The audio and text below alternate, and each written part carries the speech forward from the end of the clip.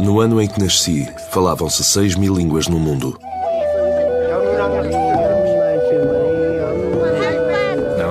Uma linguagem não é apenas um corpo gramatical, ou um conjunto de palavras. É a reflexão de uma cultura.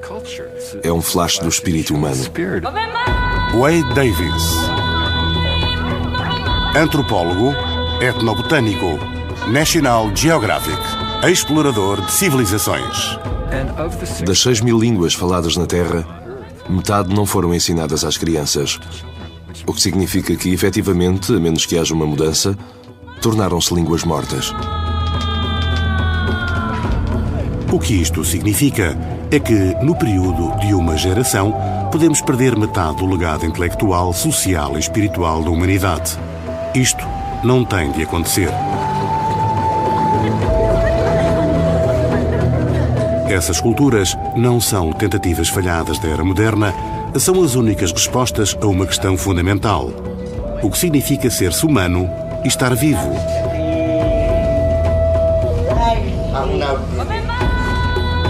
Como antropólogo, estudei budismo, mas isto é uma viagem pessoal. Uma viagem que, por detrás de uma pequena porta desbotada num convento antigo, perto do sopé do Monte Everest, irá oferecer uma lição mais profunda da prática do budismo.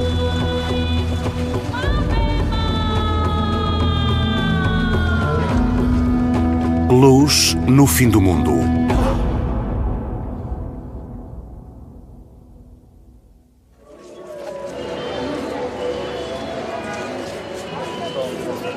Budismo, a ciência da mente.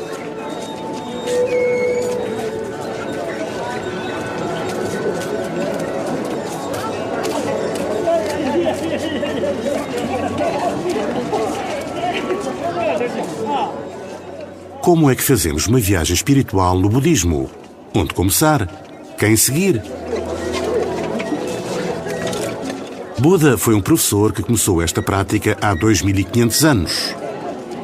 Em sânscrito, Buda significa o iluminado. Os seus ensinamentos são conhecidos como o Dharma. São caminhos espirituais, um caminho para a iluminação. O Dharma é concebido para nos ajudar a sair do samsara, ciclo de vida. Samsara é simplesmente uma observação objetiva deste mundo em que vivemos. Se matamos crianças, violamos mães, morremos de doenças sórdidas, se temos acidentes na véspera do casamento, seja o que for, Buda diria que é do reino de Samsara. A causa disto é o sofrimento. Mas a grande revelação de Buda é que isto pode ser ultrapassado. Se a ignorância é a base do sofrimento, então a ignorância pode ser aliviada. Mas partir em busca do Dharma não promete apenas um fim para o sofrimento. Aspira a eliminar as verdadeiras causas do sofrimento através da prática espiritual. Uma ciência da mente que determina um caminho para a bondade, humildade e compaixão. Quem se refugia no Buda considera-o um guia e não um Deus. Refugiamo-nos no Dharma, que não é um dogma, mas sim um caminho. De todas as tradições religiosas que encontrei nas minhas viagens, esta é aquela que sempre teve mais sentido para mim.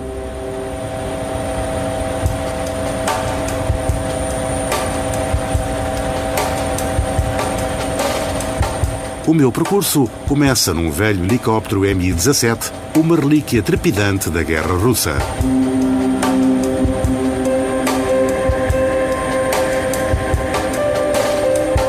Partimos em viagem para os Himalaias, onde estão os mosteiros. Muitos dos budistas do Nepal foram outrora budistas do Tibete, antes dos chineses os terem perseguido e destruído os seus templos nos anos 50.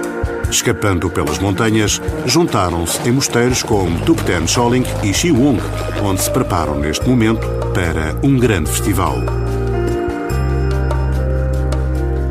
Por mais que isto seja uma jornada num dos países mais fantásticos do mundo, para mim é também uma aventura da mente.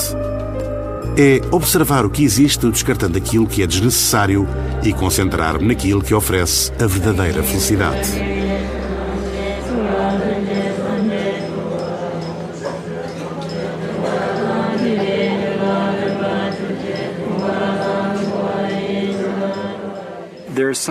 Há algo sobre a tolerância inerente ao budismo que é incrivelmente atrativo, totalmente incriticável. Não existe a noção de pecado ou a noção de bom e mau. Só há ignorância e sofrimento. E isto é a coisa mais importante. Não abraça a negatividade. É uma religião que não exige atos de fé total. Abraçamos as regras de uma fé e depois tentamos persuadir o resto do mundo a pensar como nós. É simplesmente um sistema de sabedoria. É uma filosofia que nos diz que há um caminho. Eis aqui um conjunto de práticas contemplativas que podemos fazer. Se as seguirmos, temos 2500 anos de evidência empírica. Evidência científica pela própria definição do que é ciência, que diz que se a acompanharmos, conseguimos a transformação do coração humano.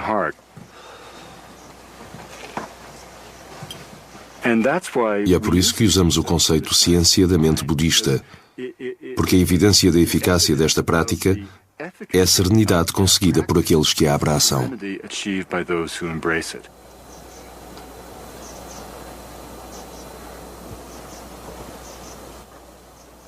Explicar o budismo por palavras é muito fácil, mas ainda estou à procura do significado. O caminho para a iluminação requer ferramentas básicas e a primeira é a meditação. Diz que a verdadeira meditação acalma a mente. A metáfora comum é que a mente é como um lago ventoso.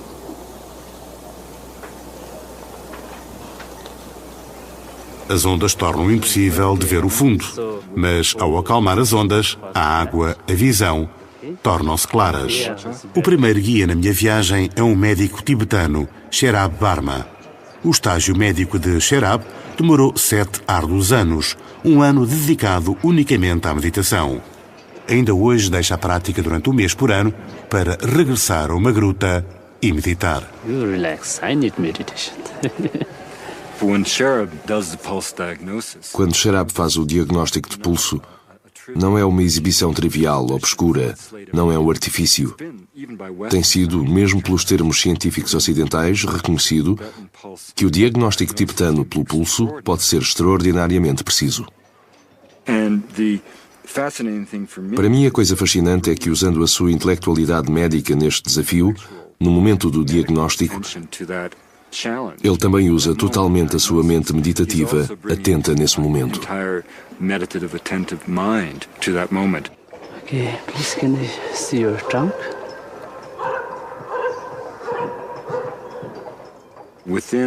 No íntimo do reino da medicina tibetana, não existe uma separação simples entre o estado de espírito e o estado corporal. Estão ambos intrinsecamente ligados.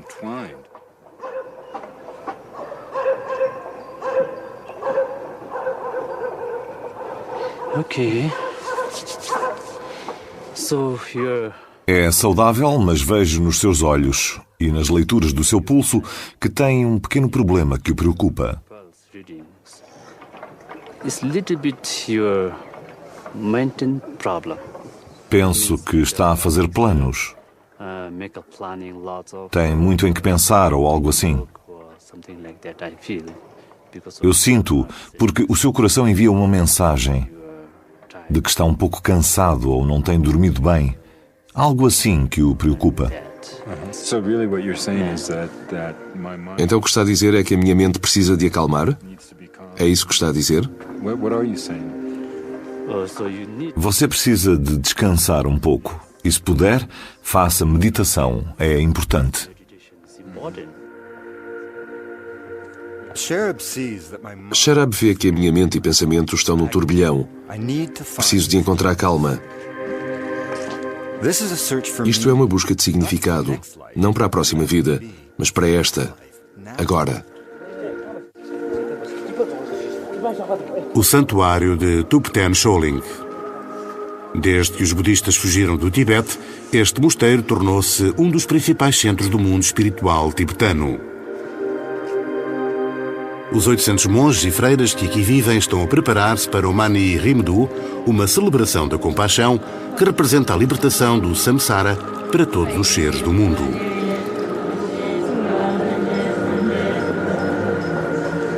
Buda deixou 84 mil lições ou sutras. Fazem todas parte dos ensinamentos do Dharma.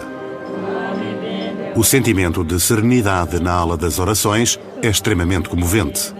A música, os rituais, a récita dos mantras. Os monges entoam as suas orações de uma forma tão consistente que é como se transformassem nas próprias orações. São 2500 anos de história, de intensidade, seguida por milhões de pessoas que tentam compreender a natureza da existência e entender que um conjunto de escrituras é como um mapa do caminho para a libertação e sabedoria.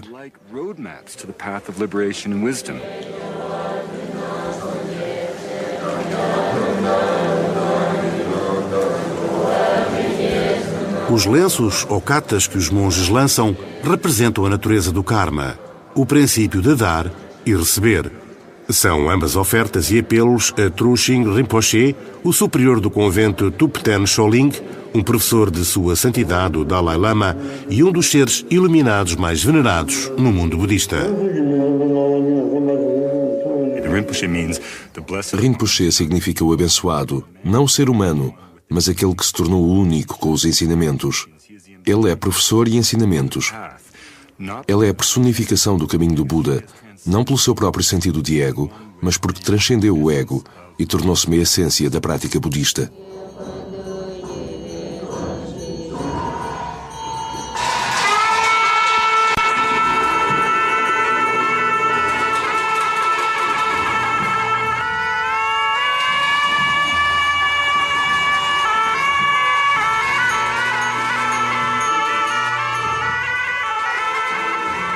Thupten Choling cresceu tanto que tiveram de construir um novo templo central e alojamentos para mais monges.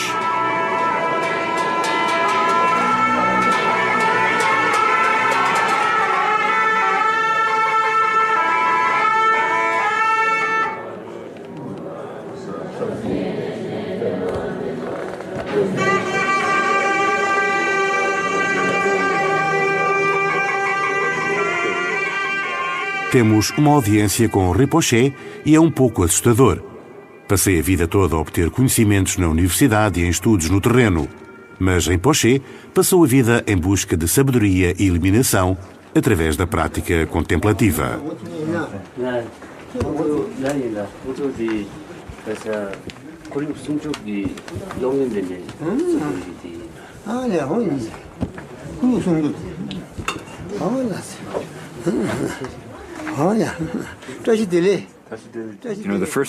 A primeira vez que estive na presença de Rinpoche foi há 3 anos atrás, quando visitei o mosteiro de Thupten Choling e trabalhava noutro projeto e tinha uma lista de perguntas específicas que planeava perguntar-lhe. Cheguei a esta sala com todas estas perguntas e esqueci-me de todas elas e comecei a chorar. E as lágrimas desciam pelos cantos dos olhos. E vindo de onde eu venho, os homens não choram e seguramente não choram facilmente. Não eram soluços do tipo choro de tristeza pela morte de um pai. Eram lágrimas de puro e espontâneo prazer que brotavam dos meus olhos. E todas as perguntas que tinha planeado simplesmente evaporaram-se. E eu fiquei ali a sentir este tipo de presença carismática. E agora regressamos para fazer uma história sobre a essência do budismo. Tentar levar essa história e a ciência da mente, que é a tradição budista, para o Ocidente.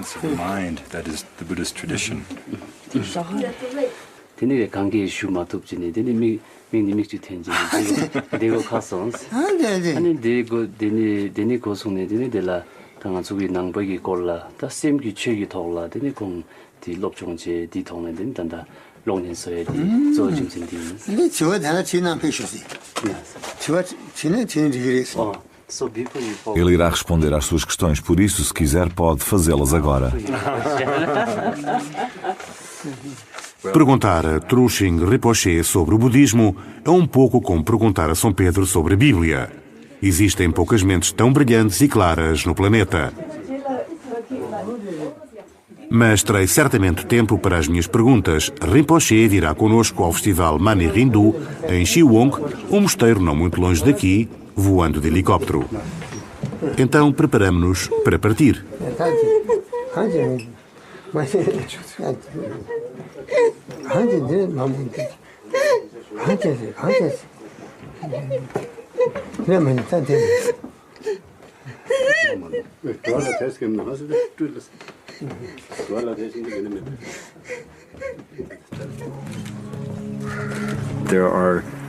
Existem milhões de pessoas nesta parte do mundo que dariam tudo para passar um momento na presença de Rinpoche.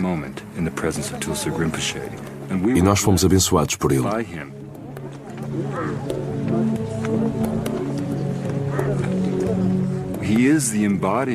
Ele é a personificação. Ele é a 33ª reencarnação do discípulo principal do Buda. Ele representa toda essa linhagem budista. E o facto de o budismo não ser simplesmente o limpar da mente, acalmar o lago e todas essas metáforas maravilhosas, é proporcionar compaixão.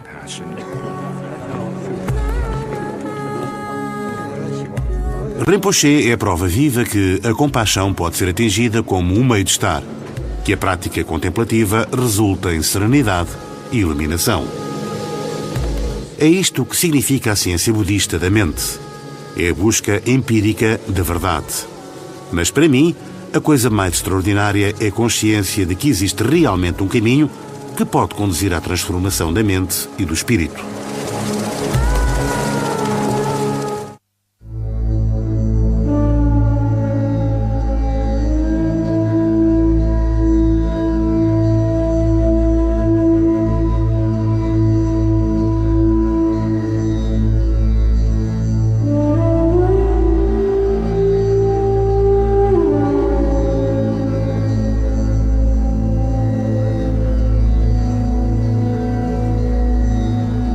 Quando falamos da ciência budista da mente, estamos a falar sobre a filosofia desenvolvida por um príncipe indiano chamado Siddhartha, que atingiu a iluminação debaixo de uma árvore de Bodhi.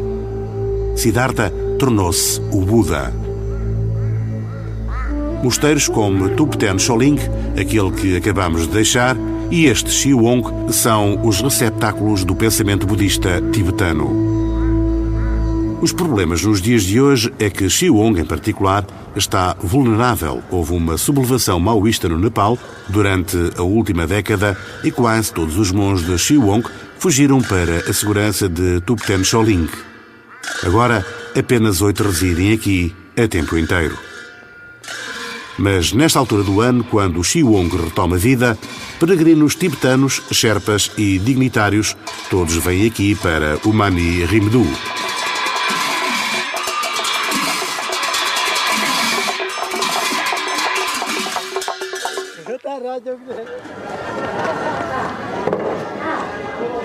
O Mani Rindu é uma recriação de um ritual que celebra a chegada do budismo ao Tibete, vindo da Índia. Trulsing Rinpoche diz que viver o Mani Rindu é receber uma bênção. Os oradores, antes da cerimónia do festival, unem-se à verdadeira essência do budismo. A ideia fundamental é que todos têm potencial para se transformarem interiormente.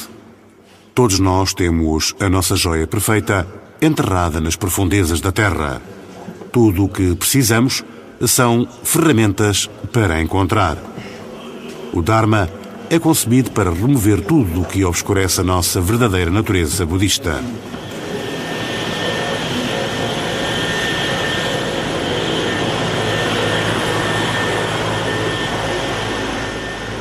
Mathieu Ricard chega.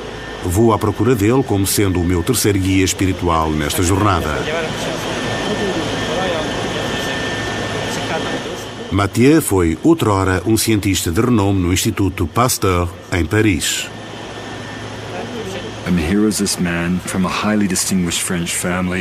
Aqui está um homem de uma família distinta francesa. O seu pai, um grande crítico literário. O próprio Mathieu, um biólogo nuclear brilhante a caminho de uma excelente carreira em ciência ocidental, a um dado momento achou que não era suficiente. Algo lhe faltava. Podia reduzir a existência material a um único gene, um simples átomo. E ainda tinha de perguntar, porquê? It's sort of becoming more difficult to understand. But it's very sweet. And it's very devoted to Rinpoche and Rinpoche. You see, we are ready to spend 15 years. Vês, estamos prontos para passar 15 anos a estudar. Depois passamos outros tantos anos em treino profissional. Passamos imenso tempo a fazer jogging e ginástica e a andar de bicicleta e todo esse tipo de coisas, para nos mantermos saudáveis. And then to get healthy. Depois, passamos outro tanto tempo a cuidar da aparência, a arranjar o cabelo, ou o que seja. Now, how come? Ora, como é que nem sequer temos uns momentos diariamente para ver como funciona a nossa mente, que no fim é aquilo que determina a nossa qualidade de vida, percebes? So that's very puzzling, in fact. So why É de facto inquietante. Então porquê? there's a Penso que existe alguma hesitação em olhar para a nossa mente, que me parece um bocado estranha. looking at our mind, that seems a bit weird. Conheci alguém, um jovem professor na Califórnia, que me disse: sabes, não quero olhar para a minha mente. Tenho receio do que possa encontrar. Eu contei isso ao Dalai Lama e ele disse: isso é muito interessante. Muito mais do que ir ao cinema. Passam-se tantas coisas na nossa mente. É uma aventura fascinante.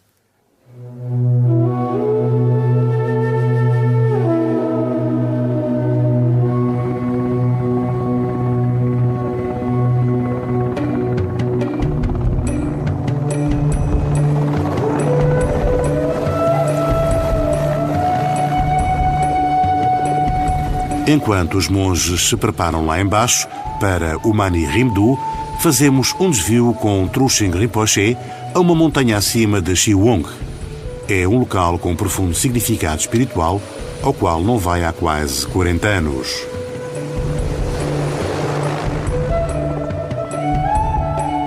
Isto é Sengipuk, a Gruta do Leão, onde Rinpoche esteve em refúgio meditativo quando fugiu do Tibete. Refúgio é um tempo para a mente, um tempo para se concentrar nas orações de compaixão, para os seres do mundo, um lugar onde se eliminam todas as distrações. Como se sente ao voltar aqui? O mesmo, simplesmente a mesma coisa, como sempre. Os monges dizem que Rinpoche alcançou a iluminação aqui e teve uma visão do seu próprio professor voando sob a forma de um abutre. Com uma lágrima no olho, o seu professor pediu a Rinpoche para o seguir, para abandonar o reino de Samsara e ir para o outro mundo. E Rinpoche, neste mundo, analisou essa possibilidade e disse: não posso ir. Ainda tenho de permanecer no reino de Samsara para ajudar os seres em sofrimento. Isto é um verdadeiro herói budista. Não um guerreiro ou um rei, mas o Bodhisattva, uma pessoa de coração puro e compaixão, que personifica os ensinamentos do Dharma.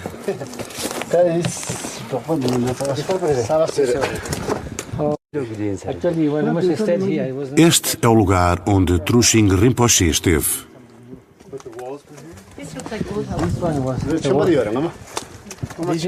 No seu pátio solarengo, Rinpoche espanta-me com o ensinamento improvisado das 4 nobres verdades, os verdadeiros pilares do budismo.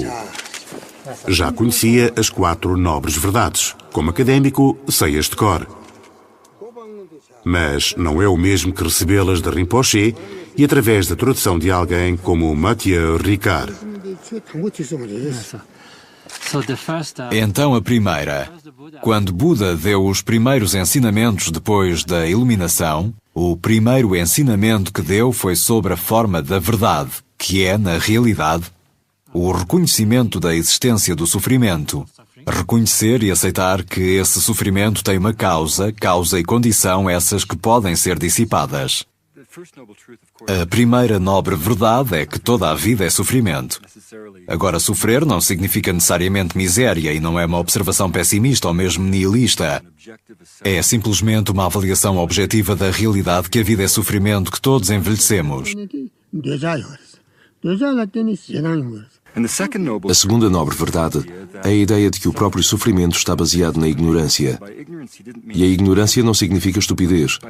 Ser ignorante significa estar preso à ilusão de que o mundo e a sua própria existência têm uma realidade intrinsecamente concreta, que tudo é tangível, estático, permanente.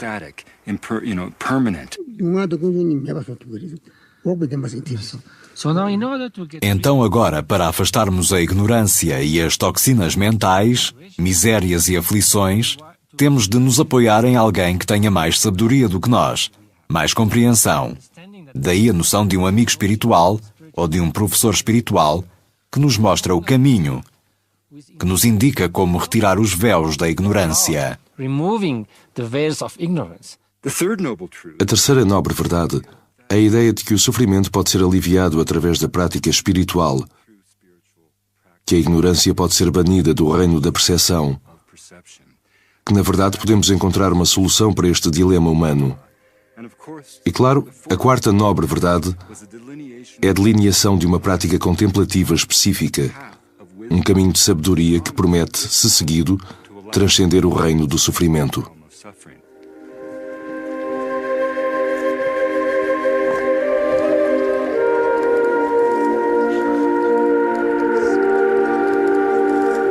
Todas essas leituras, todos esses trabalhos escolares do budismo, nenhum deles me preparou para a ressonância avassaladora de uma simples lição de um professor abençoado.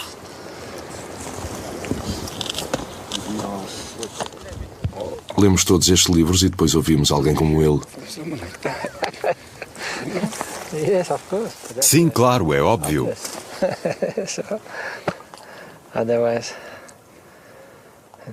A maneira como as pessoas se perdem, elas anseiam pela felicidade, mas correm para o sofrimento. Embora aspiremos à felicidade, estamos confusos sobre os meios para alcançar essa verdadeira felicidade. Sobretudo quando juntamos a felicidade e prazer, felicidade e intensidade, felicidade em tantas coisas. Não nos apercebemos que a felicidade é uma forma de estar que vem da liberdade interior. Não é apenas tentar desfrutar todas as coisas possíveis, porque isso é como correr atrás do arco-íris, na esperança de o podermos alcançar, sem nunca o conseguir. Ansiamos por felicidade, mas perdemos-nos nos meios errados para alcançar. Isso é o Dharma de todos os seres.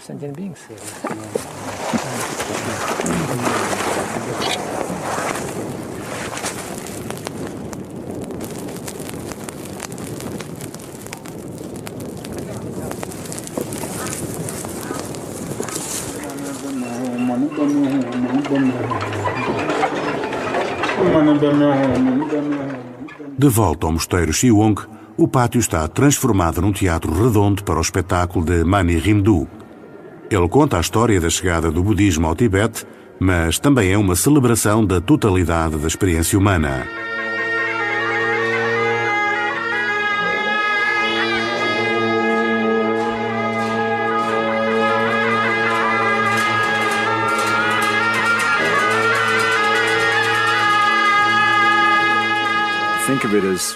Pensem nele como sendo Shakespeare. Pensem nele como sendo um teatro global, uma peça sobre a moralidade, escrita por um lama, numa forma de manifesto público sobre todos os tipos de forças da existência.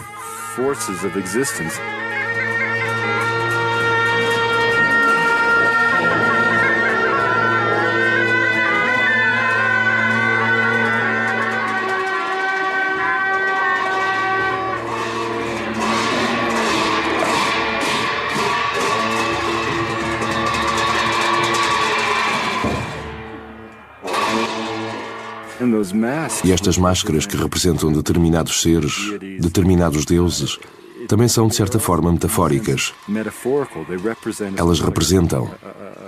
É quase como um festival de todas as forças de Samsara e todas as forças divinas, com as quais cada um de nós irá empreender a sua própria dança da vida.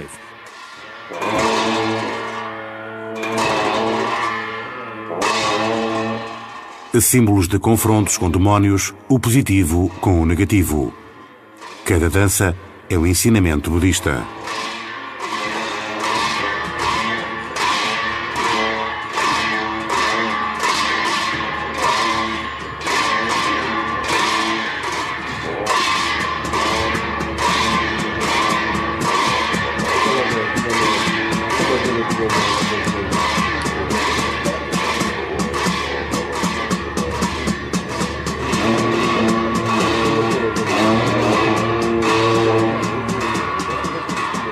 Muito antes das danças começarem, os monges estão atrás do cenário a executar a puja, uma série de rituais concentrados. Os monges concentram toda a sua intuição e prática espiritual a fazerem bolos mani, que lhes permitirão literalmente comer o poder do Dharma.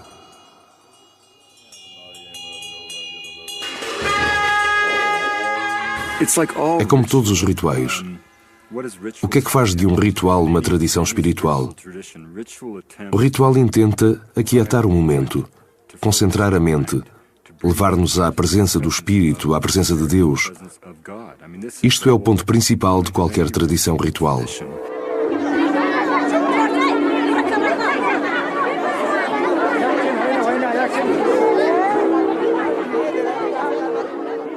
Uma multidão pacata empurra-se para se aproximar de Rinpoché, a fim de receber a sua bênção e os bolos de compaixão de Mani. Para um ocidental, muito disto parece familiar. Uma bênção de um sacerdote, a oferta da hóstia, a absolvição do pecado. Mas aqui não há pecado.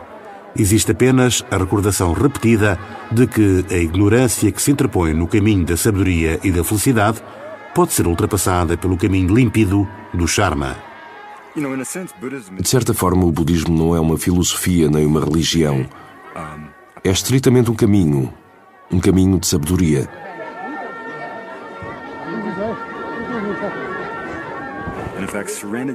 A própria serenidade, a serenidade que vimos num ser iluminado como Rinpoché, é a evidência empírica do sucesso da ciência da mente, que é o budismo. Mas o que é que faço a seguir? O festival de Manai Rimdu tem de dar lugar a um vasto silêncio dos Himalaias. Sherab, Mathia e eu vamos para as montanhas depois de nos despedirmos de Trulsing Rinpoché. A nossa jornada seguirá os trilhos altos das montanhas através de Solu Khumbu até ao flanco do Everest e lar de uma freira que nos irá mostrar o budismo na sua essência.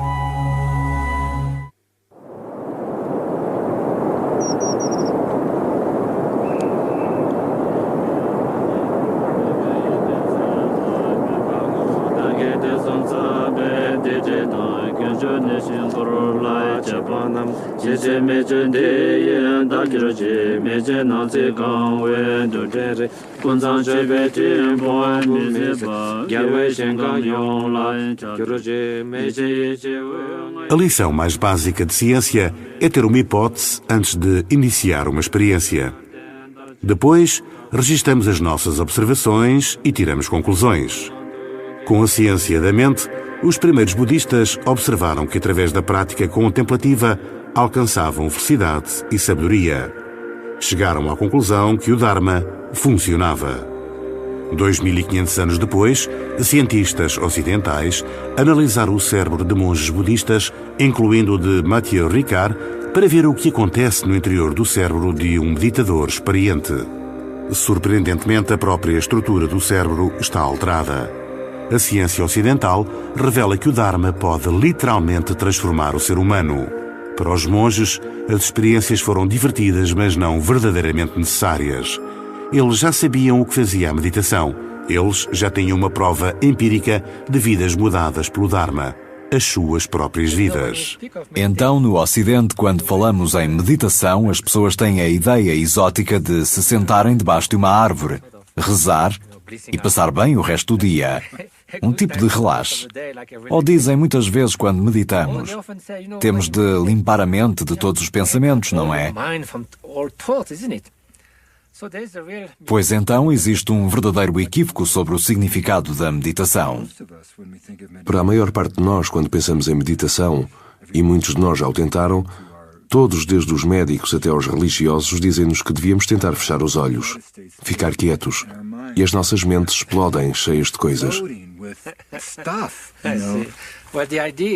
Bem, a ideia é normalmente quando tentamos acalmar a mente e tomamos consciência do que se passa nela, dizemos: "Uau, tantos pensamentos!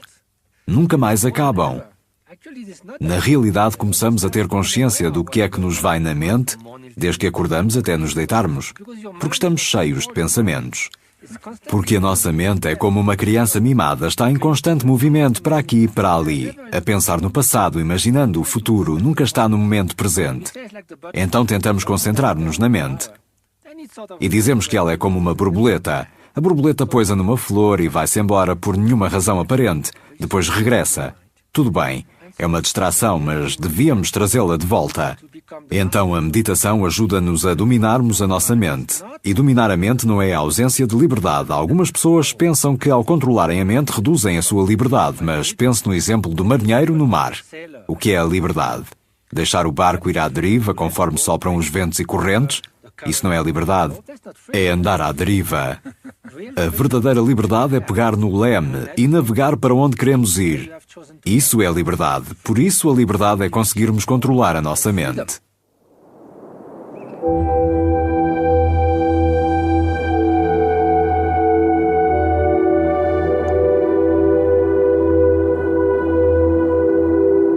No século XI, o yogi tibetano Milarepa disse: tomem refúgio na solidão das montanhas, nas neves ou florestas. Na vastidão da gruta têm um mercado onde podem negociar o samsara por nirvana. How old is she? I think she's in her 80s because she was 84. Oh, not the one from yesterday. no. I mean, Para andar em busca do Dharma, o budista aspirante tem de procurar refúgio, de se isolar e meditar.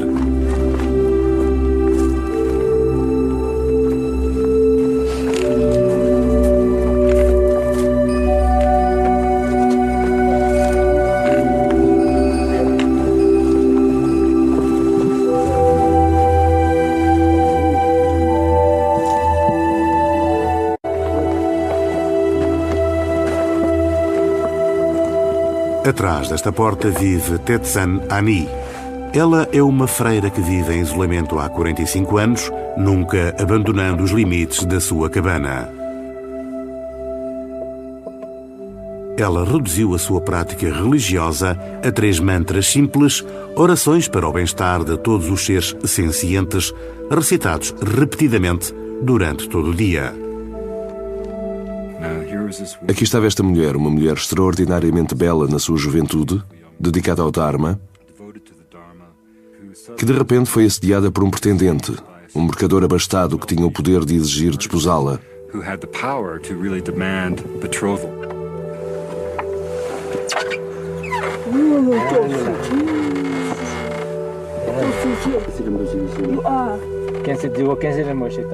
Ela escapou ao pretendente, descendo por um buraco de uma latrina, refugiando-se depois num mosteiro.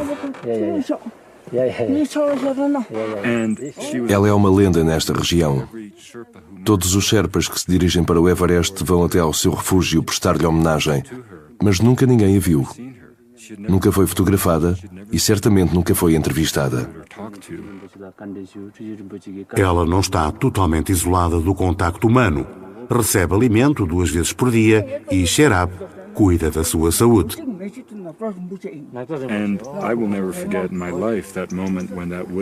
E nunca mais me ia de esquecer daquele momento em que aquela porta de madeira se abriu. E o que é que encontramos?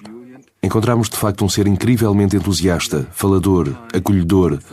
O seu primeiro gesto foi oferecer-nos bolinhos.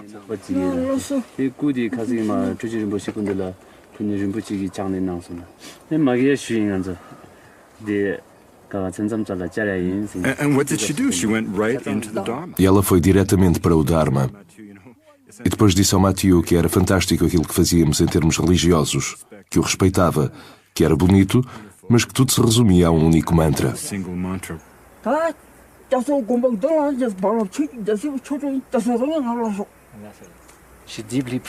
Ela reza profundamente por todos os seres sencientes para que estes se livrem de todos os sofrimentos, sofrimentos interiores e exteriores. Dedica-se de coração e alma ao mérito enquanto recita o seu mantra. Sim, é como que o Dharma que condensa todos. Om Mani Padme Om. Sim. Então há 45 anos que a sua vida tem sido totalmente dedicada ao isolamento, à recitação do mantra. Sim. E tudo dirigido ao bem-estar de todos os seres. Correto. quase como o seu coração, Pois, espalhando compaixão. tudo se resume à nossa própria mente, à qualidade e à natureza da nossa mente. 다 초보지로 사단계 취해 언제 됐고 쌤 찍박이 된다는 송아니 소라나 So all the O que quer que Buda tenha ensinado, todos os aspectos dos seus ensinamentos, todos eles se dirigiam à compreensão da natureza da mente. 같은 채 Lassa. 중고지 그때지 채 So the main thing Ela disse que o principal é desistir de toda a prática elaborada e permanecer simplesmente no budismo, na natureza budista, na mente de Buda. Basta. if she survive, E também disse que se sobreviver irá visitar-me. Então eu disse que tomaríamos uma saborosa chávena de chá. 봤다 이런 마찬 Encontrar a serenidade através do Dharma é a prova experimental que valida a ciência budista da mente. Tal como uma maçã caída prova a existência da gravidade. Pode ser difícil compreender o que isto significa, mas para os tibetanos existe. 다 알아두면 아 누가 안 되게 깜빡을 해야지 자고 야야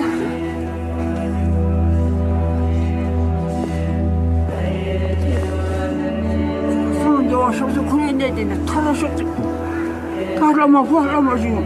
lama.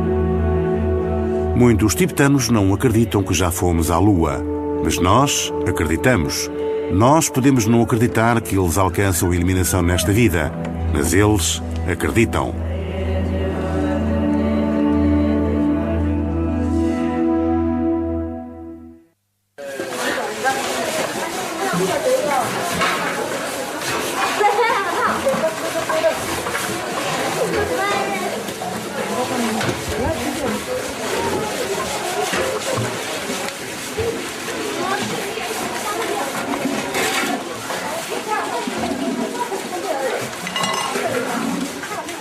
No mosteiro de Thupten Choling, o médico tibetano Sherab Barma é altamente requisitado.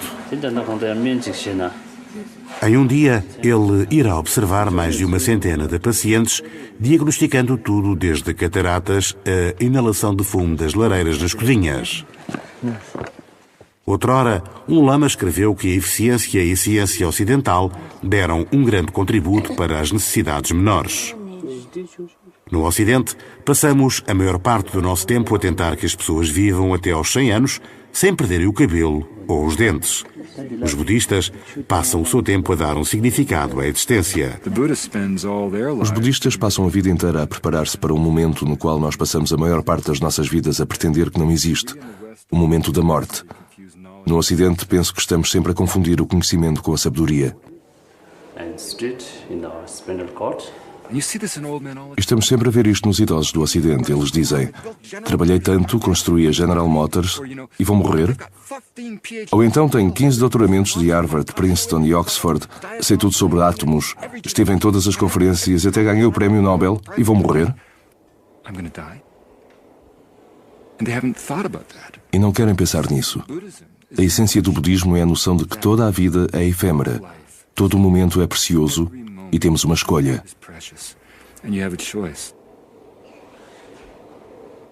Quando finalmente me sento a meditar ao lado de Sherab e fecho os olhos, fico surpreendido pelo ininterrupto tráfego mental na minha cabeça. Acontece a todos nós e, a maior parte das vezes, nem sequer nos apercebemos. Mas mesmo quando meditamos por um momento, apercebemos-nos o quanto temos de andar antes de alcançarmos a possibilidade de sermos capazes de acalmar a mente.